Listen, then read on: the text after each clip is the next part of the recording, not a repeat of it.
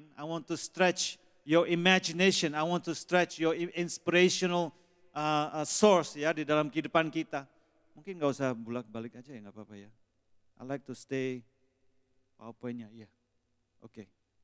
Oh, di record. Oh, oke. Alright. Oke. Nggak biasa saya, saudara. Maklum masih kampungan. Kita nggak ada video those kind of things. So, haleluya. Saudara, saya percaya bahwa pagi hari ini apa yang akan sampaikan ini hopefully is relevant untuk setiap kita, orang-orang Kristen yang ada di dalam abad yang ke-21, saudara.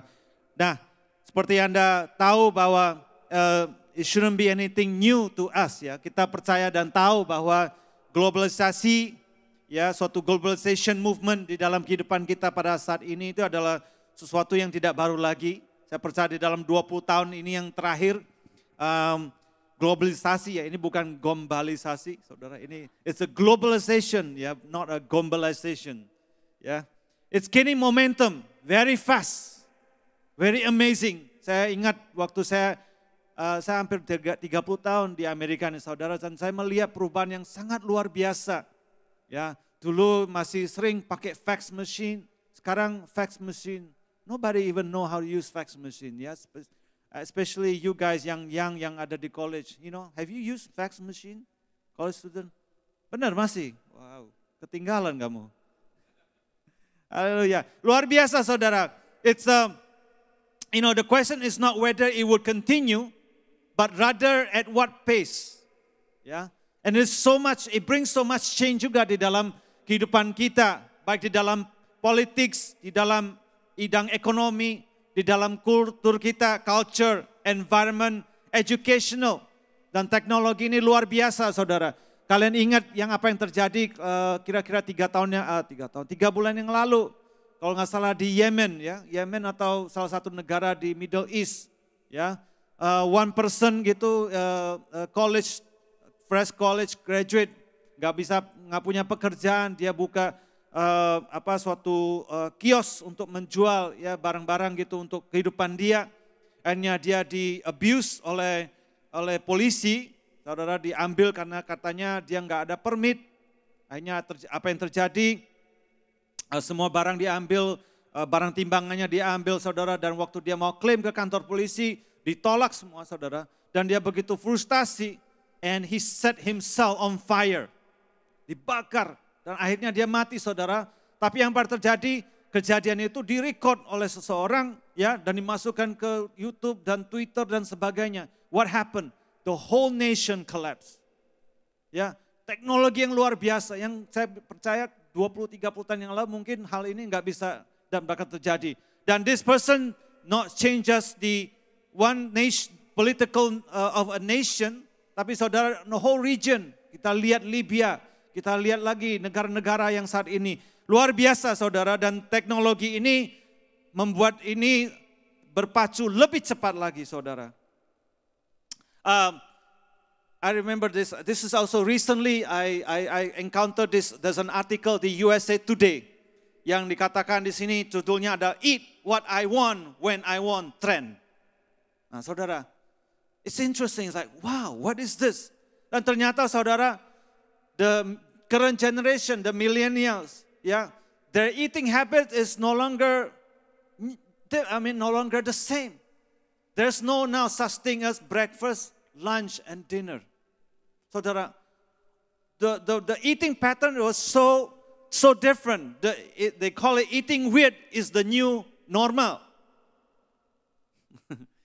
Luar biasa, nih, I have some statistics dari artikel ini. Dia katakan 35% of meals eaten by millennials are not meal at all, but snacks.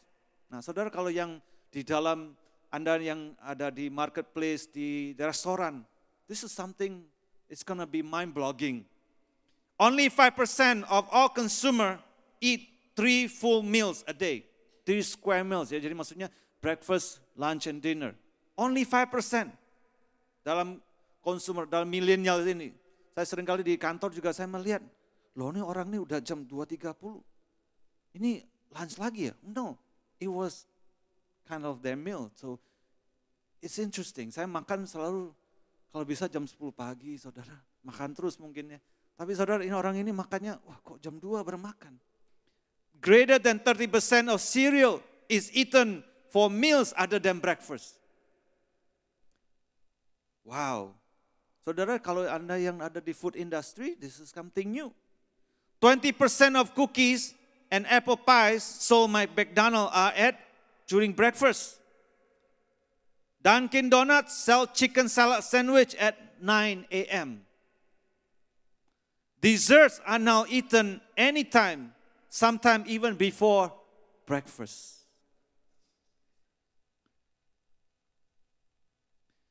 Okay, here we go. This one, ini dari McDonald nih, from the Wade Thomas, Vice President of U.S. Menu Innovation at McDonald. There are no traditional eating hours anymore. People eat at all strange hours of the day. All right, here we go. More snacks like chicken McBites. It's sold now during the breakfast. Kellogg's Special K Chocolate Delight. Itu cereal gitu ya. Itu 50% of the sales was for evening snacks. Cereals, snacks, evening. Huh? Applebee's see increase in full lunch orders. Not during the 12 o'clock, but 2 to 4 p.m. If your restaurant is not prepared, you miss that opportunity. Denny's Maple Bacon Sundae was a hit. That's amazing. Nah saudara, ini sesuatu tren yang luar biasa ya, perubahan demi perubahan. Ya, even just in our eating behavior. Jadi perubahan ini sesuatu yang menurut saya nggak bisa dielak ya, inevitable ya. Ada orang yang mengatakan there's one thing that is constant, that is change. Perubahan saudara. Nah the question is kita sebagai orang-orang Kristen, how does each one of us respond to that change? Bagaimana gereja Tuhan respond to that change so that we can continue to be effective and relevant di dalam kita melebarkan akan kerajaan surga. Ada suatu cerita seorang suami bertanya kepada sang istri.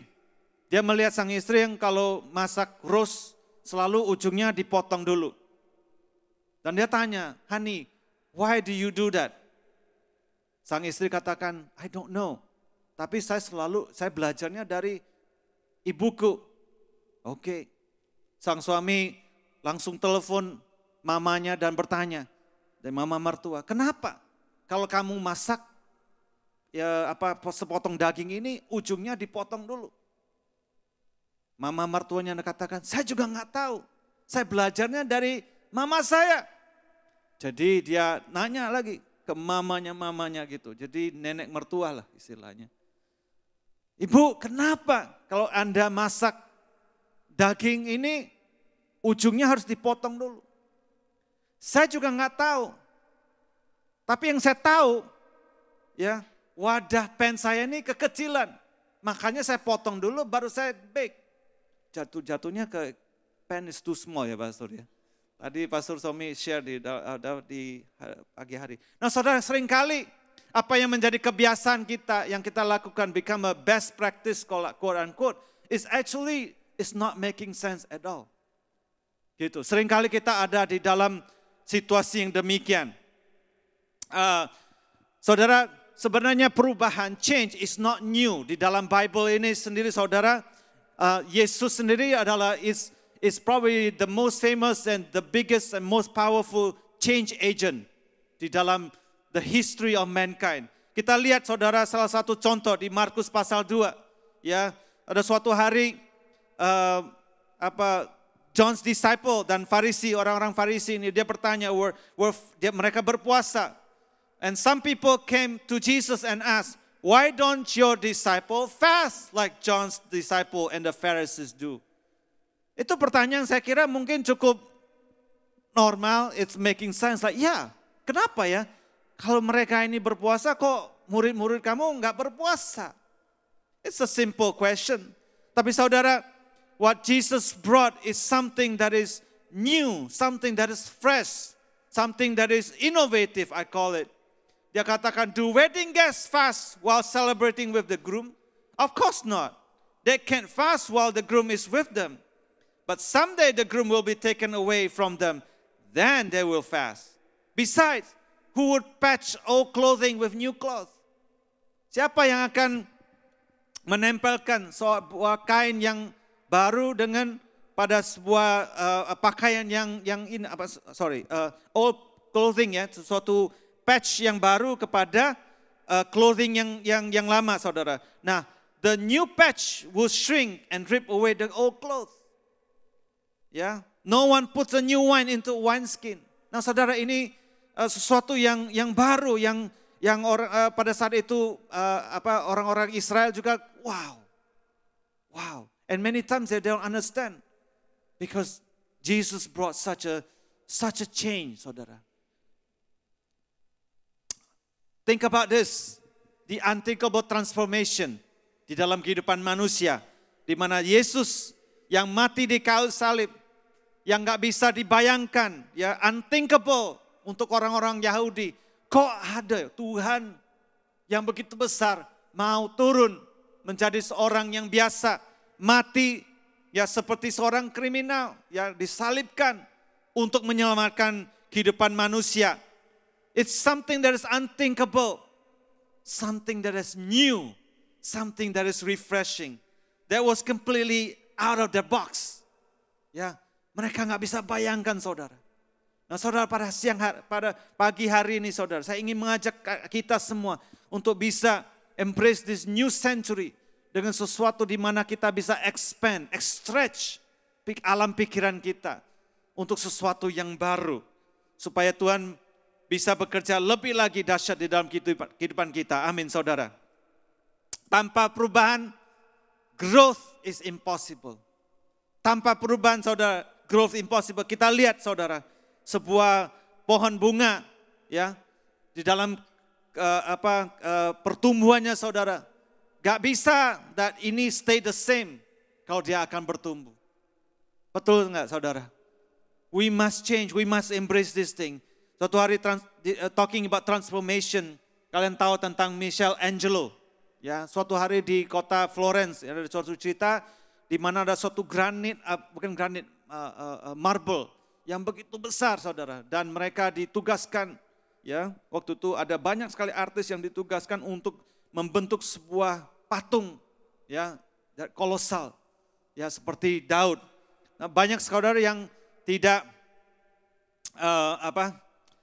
tidak sanggup, saudara, dan akhirnya diserahkan kepada Michelangelo, dan dia dalam 3-4 bulan, saudara, dia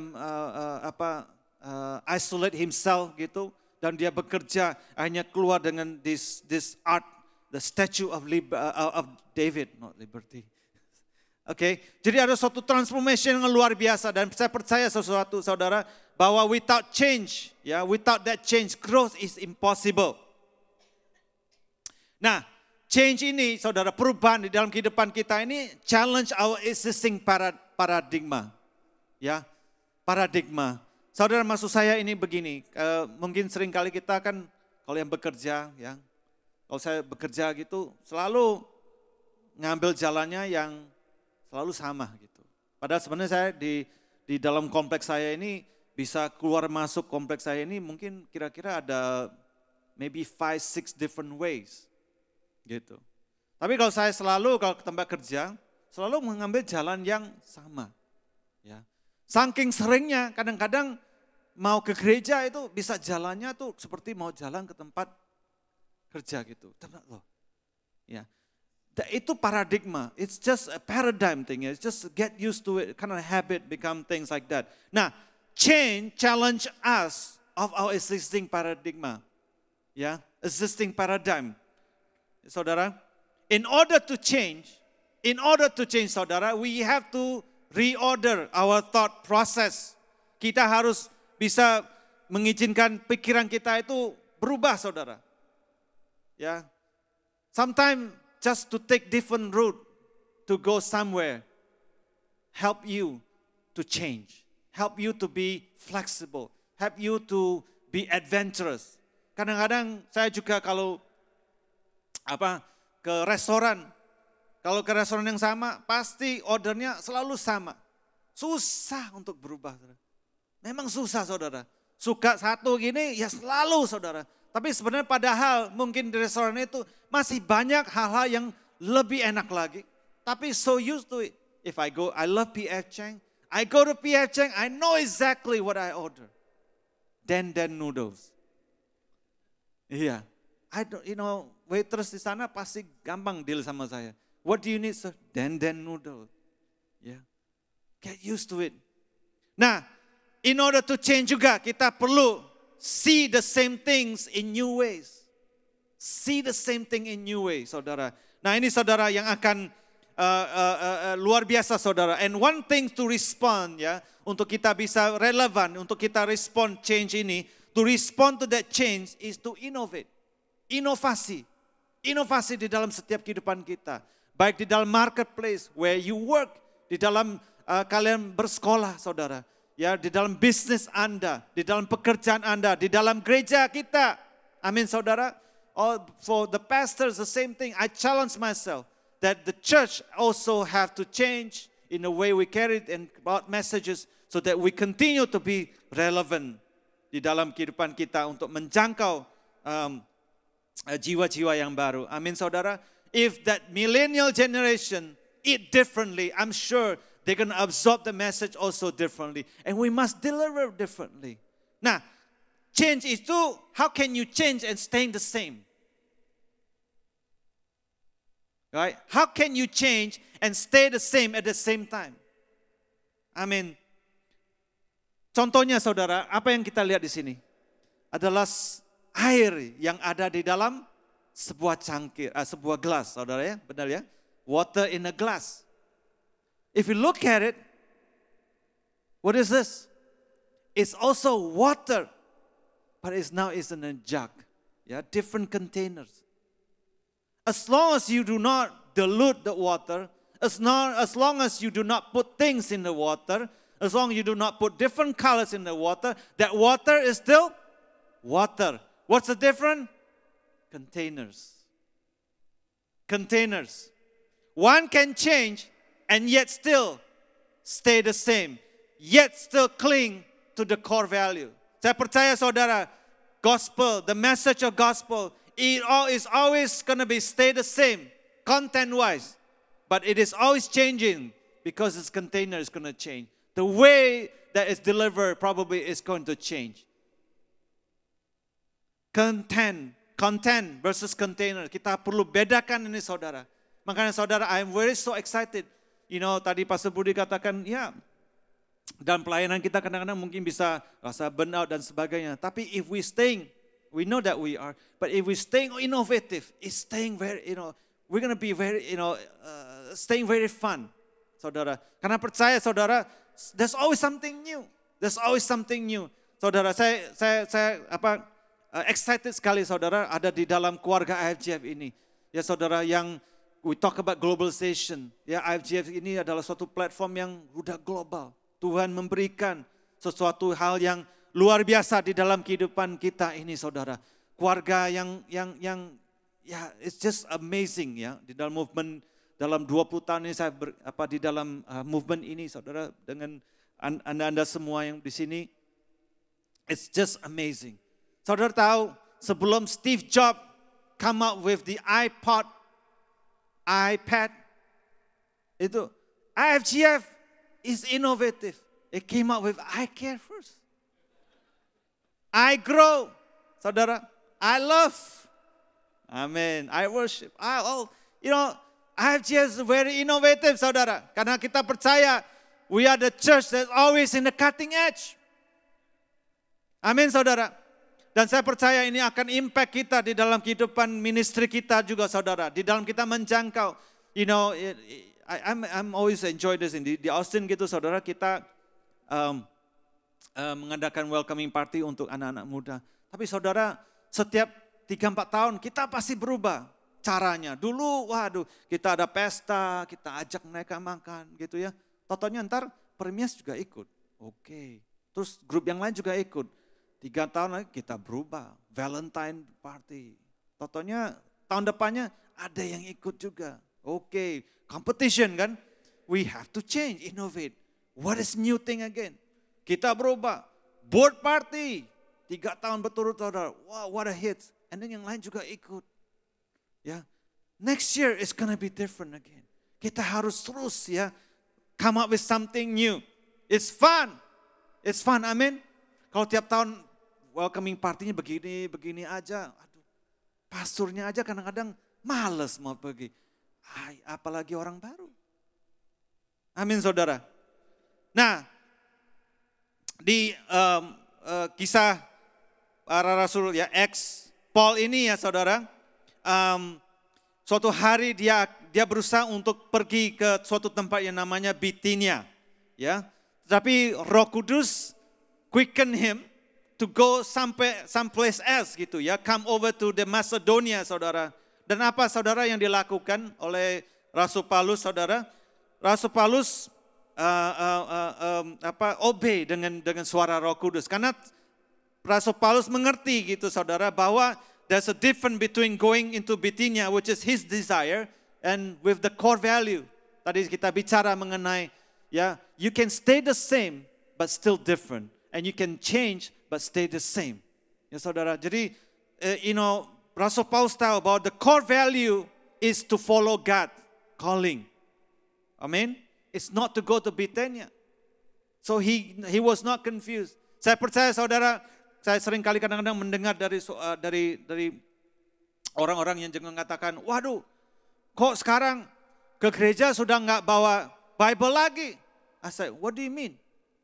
Wow, semuanya pakai iPhone, pakai Android, pakai iPad dan semuanya. It's like, okay, what's wrong with that? Well, nggak menghormati lagi firman Tuhan dan sebagainya. I said, well, the content is the same. The content is the same. Ya tak? Cuman itunya aja berbeda. Makanya saudara, kita harus bisa embrace this technology thing. It's not, it's not for just for the sake of technology, but it's to win more souls. Amin saudara. Nah, saya ingin sedikit ya di dalam tentang innovative thing. Di dalam kita evangelism pun salah, di dalam 21st century ini juga ada something new. Ya, ini ada video klip dari yang mungkin beberapa sudah tahu namanya the global apa namanya? Let's see. Does it go in? I want to show you this video clip. Huh? It's already in there? Oh. Mana ya?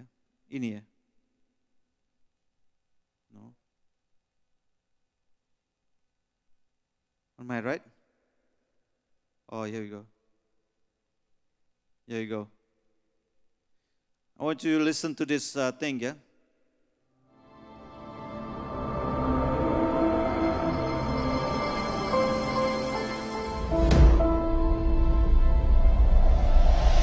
Every day, more than 2 million people search the internet for God, for meaning, for hope.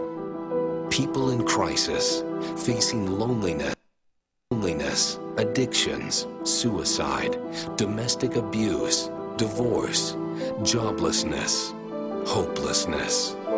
I became addicted to internet pornography. Online gambling totally hooked me. So I'm looking for love on the internet. No. Okay, hold on. Something's not right here. Oh, here you go. Let's try again, okay?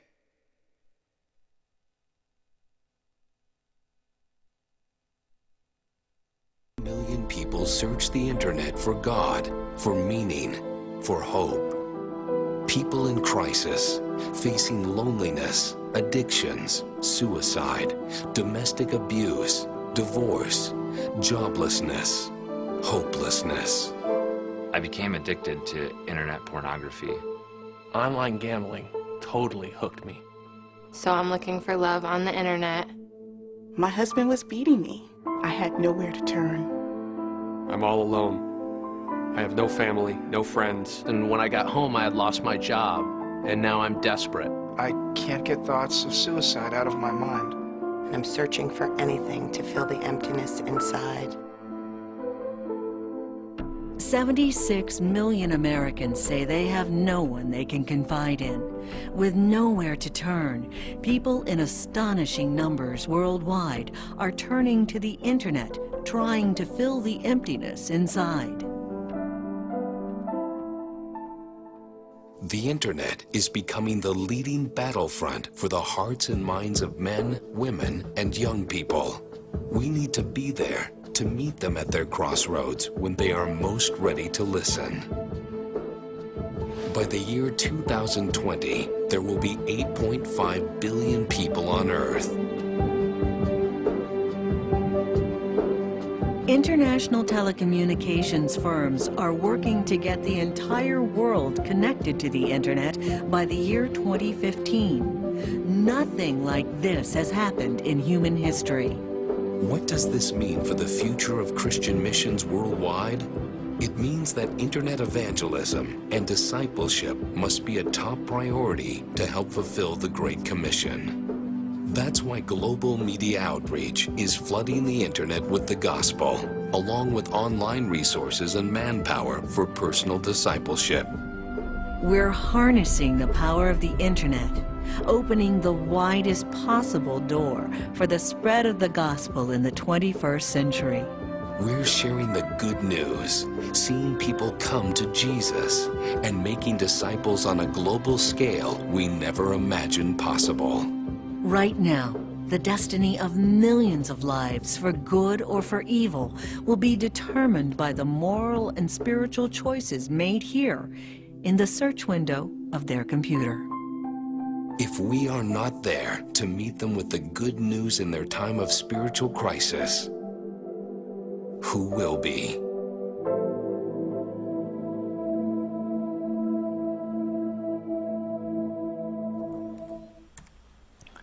Right now, you can be the one who meets these searching people at their crossroad when they're most ready to listen to the saving message of Jesus Christ. As an online missionary with Global Media Outreach, you'll have the opportunity to share Jesus every day with people from around the world. All it takes is your heart for the lost and a few minutes of your time each day in your own home, at your own computer, at your own pace. We provide all the training you'll need and a mentor to help you. Saudara, I just want to stop here. I think the key message here, saudara, bahwa di dalam kita embracing the evangelism in the 21st century, is something that is just like, we got to change the traditional things, yeah. Saudara, saya nggak bilang bahwa the traditional way of doing things also not valid. I mean, we should continue to do so. Tapi kita should be also open to the change around us and how we reach them out. If a lot of them here in the internet, ya saudara, you know, a lot of your friends are in the Facebook, they are in the chat room dan sebagainya, saudara. That's where you can also meet them. Daripada cuman post tentang makanan, tentang apa dan sebagainya, you can take that opportunity when you're online is to be a missionary. Amin, saudara. You have to begin to change your paradigm and how you meet people and reach them out. Now, saudara, I want to share 7 habits of I consider to be highly innovative people. Ya, bagaimana kita bisa embrace this habit, dan saya percaya ini akan will be beneficial and useful di dalam pekerjaan Anda, di dalam bisnis Anda, di dalam sekolah Anda. Bagi yang masih ada di dalam research, saudara, kalian akan bisa, if you take this 7 things, saudara, it will increase not just creativity, saudara, but innovation. There's a difference between being creative and being innovative. I will tell you a little bit later on this thing. It's a big difference, saudara. Now, the first thing is to get yourself out of the box. Keluar dari kotak itu, saudara. Keluar dari paradigma Anda saat ini. Be open to new ideas. Be open to new solution. Ya, tanpa harus setting limits di dalam percayaan kita. Saudara, it's just a simple thing like I said. If someone said, Oke, daripada mengambil jalan ini, kenapa kamu nggak mengambil jalan ini? Just to be different. Be comfortable. Seringkali orang nggak mau karena mereka nggak comfortable dengan apa yang ada di luar kotak itu, saudara. They are just not used to it. Seperti saya katakan tadi, orang yang biasa misalkan memegang Bible dalam buku, saudara, disuruh pindah begitu, saya waduh kok nggak hormat sama firman Tuhan dan sebagainya. They are not comfortable. We need to liberate. Kita harus set ourselves free from the constraint of our habitual thinking. Our habitual thinking. Remember, innovation itu is not intellectual thing. It's more of psychological thing. Just to get outside of that box. Saya percaya saudara, those of you yang bekerja saudara, if you staying innovative, your company is going to recognize you. They're going to say, wow, you don't know just about electrical engineering, but you know more about other things, yang innovative, better way of doing things. It's not necessarily just product, but it's also solutions, it's methods. Saudara, it's amazing. You're going to be well recognized. You're going to be blessed by things like yang di dalam marketplace sama saudara, yang ada di dalam bisnis Anda. Tadi saya katakan, if you continue to sell donuts and coffee only on 7 to 9, you are going to miss something big in your sales, potential sales, because people is changing their behavior of eating. Yeah, those things, just simple things like that. Kalau Anda yang mempunyai toko buku, wow. If you are not catching up with what Amazon and Barnes and Noble or those people doing, sooner or later, your bookstore is going to be just store collecting dust. Huh? Like Borders. Wow. It become irrelevant. Get yourself out of the box. Second thing, take some risks and make mistakes. Take some risks, saudara.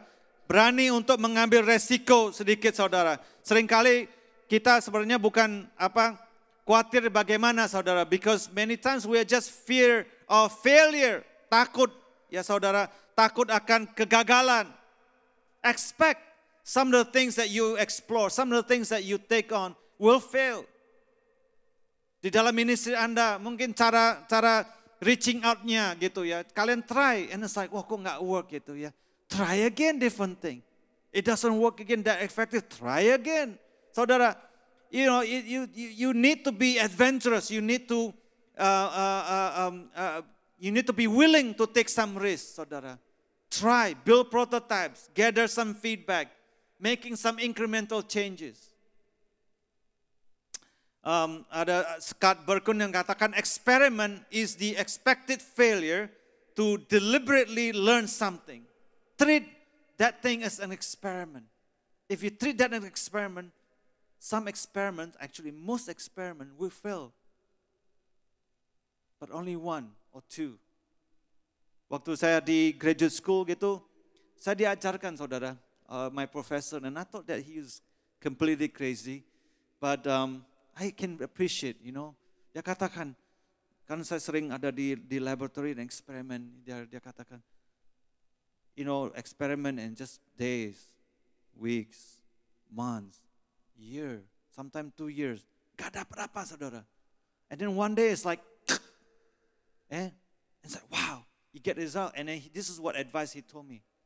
Stay there. If you need to stay all night, stay there because, you never know whether you are able to repeat it again, gitu. So it's something that he knows that experiment is sometimes it will encounter many failures. But once you become successful, is that just stay in there and getting as much data as possible.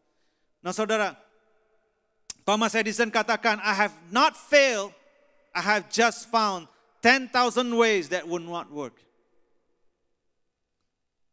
Amazing, isn't it? I have not failed. I have just found 10,000 ways that would not work. Keep trying. Keep taking some risks. Saudara, saya percaya Pastor Rudy tadi katakan dia masuk di dalam bisnis sapi. Saya percaya ada resiko ya Pastor ya. Ya, Kalau sapinya tadi stres gitu, nggak mau gimana kurus atau nggak begitu atraktif, nggak bisa jual. I mean, there's always a risk there.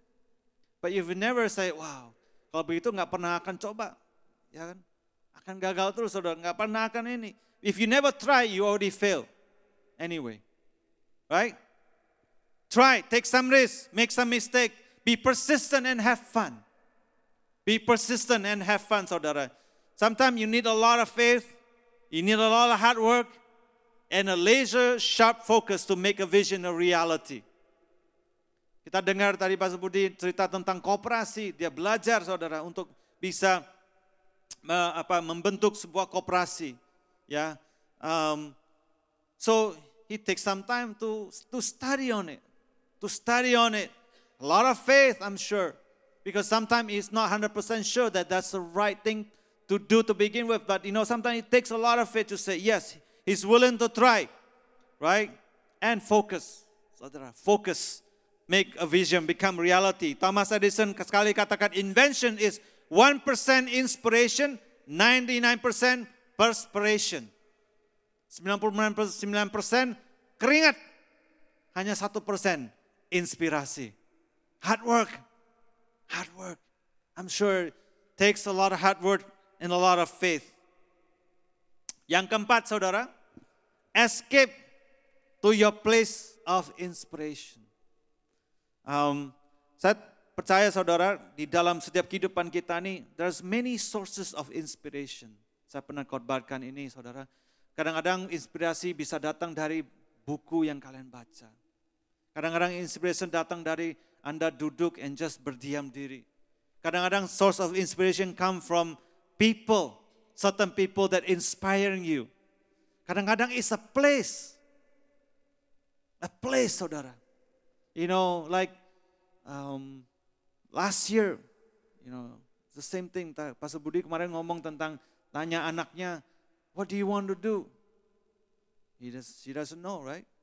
Same thing, my son, 10th grade, not yet. I said, Chris, what do you want to do? I don't know that. You want to be electrical engineer? I don't know. You want to be a lawyer? No. You want to be a medical doctor? No. He was, so I said, okay, let me do some trick here. I take him to some nice campuses.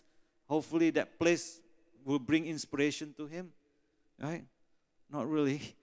So not yet, I guess, I don't know. But you need to find a place of inspirations, whatever that place is. Untuk saya, I usually when I travel, di dalam pesawat saudara, with a magazine, when I read, I bring, it's like suddenly it's like, whoa, it's just exciting. Yeah, maybe sometimes in the business ideas or even in the ministry ideas, There's so many things. Kadang-kadang waktu saya belum tidur, saya baring, saya pejamkan mata saudara, and just my mind just start to think, to try to, the environment affect you how you feel. All right, and that creativity will start to flow. I mean, saudara, if you're in a relax, things start to flow. And understand that setiap orang berbeda, that triggers your creative energy. So you must experiment that. Kalian harus coba, what is your creative zone? What is it? Is it during the time when you're taking a shower? Ya saudara, if that's the time, then maybe you should take a shower for an hour. Maybe you get lots of idea. Mungkin waktu berenang, mungkin waktu waktu berbaring, waktu baca buku, waktu apa aja saudara. You need to discover that. You need to discover and escape to that place of inspiration. Amen. Hallelujah. The fifth thing is write things down. Write things down. What do Leonardo da Vinci, Isaac Newton, Pablo Picasso, Charles Darwin, Marie Curie, Albert Einstein, and Thomas Edison all have in common? Tadi pertanyaannya kan tadi yang 5 wanita. Ya. What all this in common? Ini saudara 1, 2, 3, 4, 5, 6, 7 lah. 7 cowok gitu. What do they have in common? No, mereka nggak bunuh diri saudara. They write, they draw, they have books, right? They have notebooks. Thomas Edison tuh nggak salah dikatakan by the time he died, he has like 2,000 books, notebooks that he scribbled with his staff. He just write things, kalau ada ide, write things in. And the reason is because you tends to forget. Profesor saya dulu waktu saya di graduate school, again, I thought that he was crazy. Now I can appreciate it. He always said, put a note next to your bed. I said, why? If I'm in bed, I want to sleep. No, he said, in case you come up with something when you drink, you wake up and you write immediately. Aduh, you know. So I follow that thing, right? I have a little notes, things like that I put on a bed and then write a lot, draw a lot, sketch, and lots of them. Okay? When you write this thing, waktu kalian ada ide gitu, belum tentu semuanya tuh crystal clear. Semuanya belum tentu komplit, saudara. So when you write, when you draw, when you do all this kind of stuff, amen, it allows you to express yourself freely, ya, in a non-linear way. Jadi kadang-kadang tuh nggak komplit, kamu tulis aja apa yang ada, terus tulis. And then you, maybe some other time you come back and you write some more, you draw some more, that sort of thing. Nah, the third thing is of course is to protect your intellectual property. Siapa tahu kalian mempunyai ide yang bisa dipaten. Okay, how do you protect it? By your notes. It doesn't matter what kind of notebook. You can write on a piece of $100 notebook or just on a piece of 50 cents notebook. It's still notebook and it still counts. Nah, saudara, it's a good habit. Lots of them. To have a great idea, have a lot of them. They call it ideaphoria. Sometimes because not every idea is a good idea, right? But you only need maybe one out of the 500 to be a good idea. I mean, saudara, jot things down, write things down, draw it, sketch it. Number 6, recognize design and patterns. Recognize design and patterns. What does that mean? Okay, look for patterns and see you can come up with some ideas to improve your existing solution, saudara.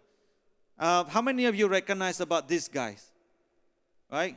Aidan Dwyer, 13 tahun, saudara. Just last week, right, on CNN, I don't know how many of you follow this thing. 13 tahun. He was a solar panel developer.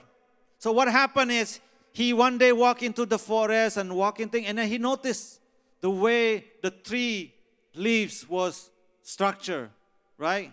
And he's like, wow, this is a biological patterns, right? You know, karena pohon itu kan dengan pattern-pattern bagaimana the leaves itu daun-daun itu ya untuk collect the sun. So he come up with this idea. Yeah, obviously some people challenge this validity of his method, but at least he was trying to implement this concept. He looked at the biological things around that thing and how do you implement it. Found a method to arrange the solar panel that is 50% more efficient based on the pattern of mathematics of 3 branches. Saudara, luar biasa, luar biasa. Recognize that design and patterns. Banyak saudara sekarang teknologi yang juga they're trying to learn dari mata kita, yang orang yang develop sensor. Bagaimana belajar?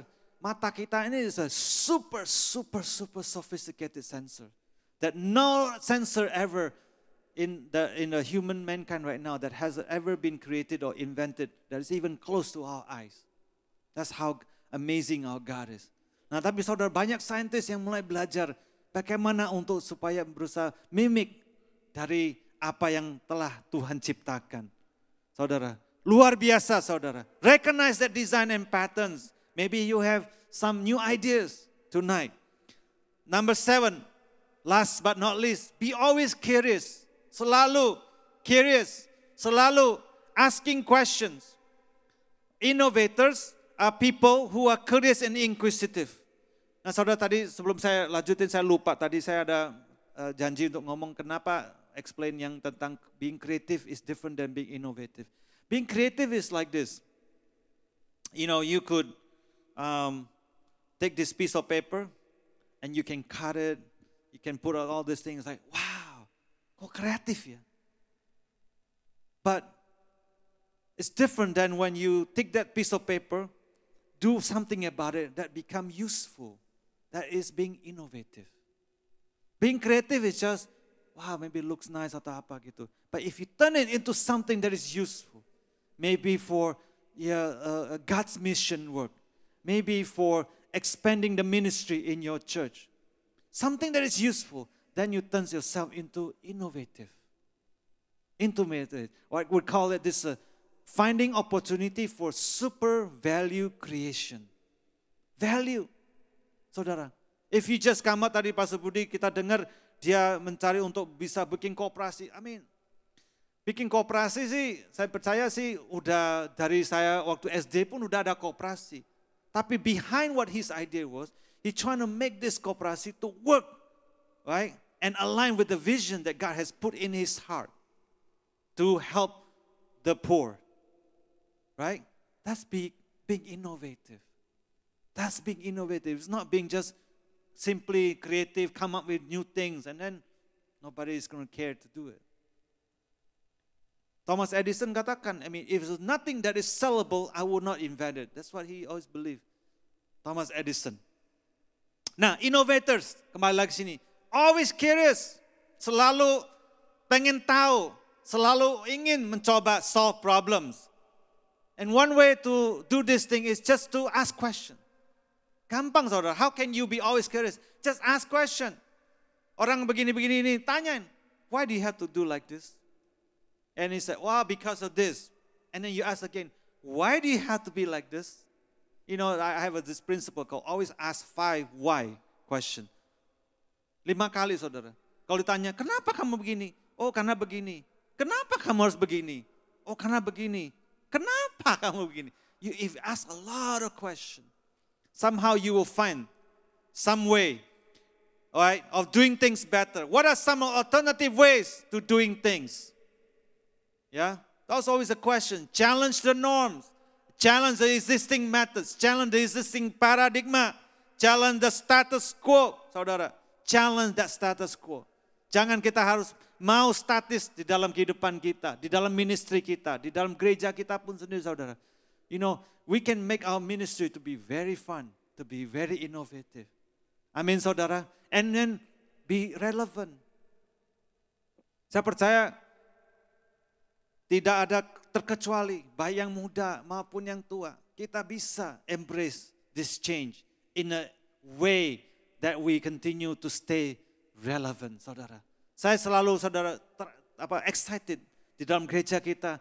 I always look at, wow, saya melihat anak-anak yang di gereja sekarang udah banyak, dari baby kecil-kecil gitu baru lahir sampai yang masih teenager. Saya like, 5 years from now, what this church gonna look like?